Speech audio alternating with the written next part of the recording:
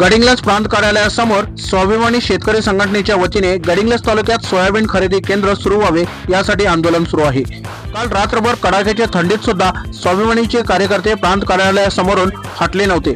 याची माहिती सत्यवार्ता न्यूजच्या माध्यमातून माणसे जिल्हाध्यक्ष नागेश चौगुले यांना समजताच त्यांनी आज आंदोलन स्थळाला भेट देऊन स्वाभिमानीच्या कार्यकर्त्यांना पाठिंबा दर्शवला।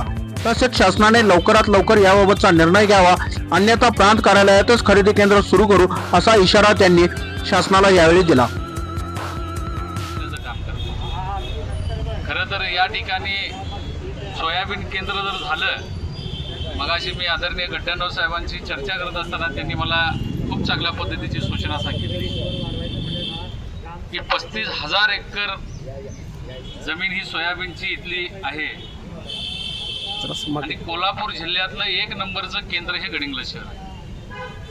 आणि गडिंग्लजच्या तालुक्यातील आजरा असेल, चंदगड असेल, गडिंग्लज असेल, गुजरगड असेल, हा उपविभाग एक मोठा व्हावा या भूमिकेतून इथं सोयाबीन केंद्र व्हावं ही भूमिका त्यांनी मांडलेली आहे आणि ती खरोखर रास्त आहे। कारण ते झालंच पाहिजे ही भूमिका या शेतकऱ्यांची आहे, संघटनेची आहे।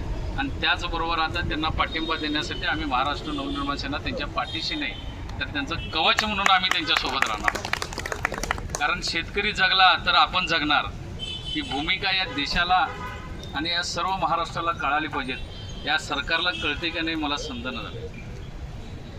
शेतकरी संघटना आणि महाराष्ट्र नवनिर्माण सेनेचं एक खूप चांगलं नातं आहे। आम्ही सरळ जातो त्यावेळेला सरळ जातो आणि एकदा वाकड्यात गेलो की मग उसाचा बुडका सुद्धा फोडायला सुरू थांबलो नाही। ही भूमिका आजपर्यंतची आहे।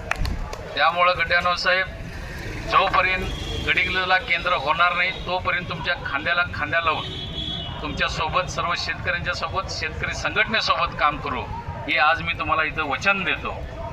आणि हे काम करत असताना आज आपण काल रात्री बघितलं, मी सकाळी उठून पाहिल्यानंतर मला धक्काच बसला की थंडीच्या कुडकुडीत तुम्ही इथं झोपलात आणि याचं मला खरंच एक दुःखही वाटलं आणि तुमचा अभिमानही वाटला की शेतकऱ्यांच्यासाठी तळमळीनं काम करणारी तुमची शेतकरी संघटना आहे, तुमचे पदाधिकारी आहेत आणि याला मी खरंच सलाम ठोकतो।